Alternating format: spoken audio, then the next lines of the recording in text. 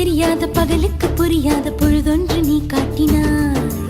இதயத்தில் நீ இருப்பதனால் நான் தூங்கும் நேரத்தில் என்னுள்ளே தூங்காமல் நெஞ்சுக்குள் மாயாடினாய்.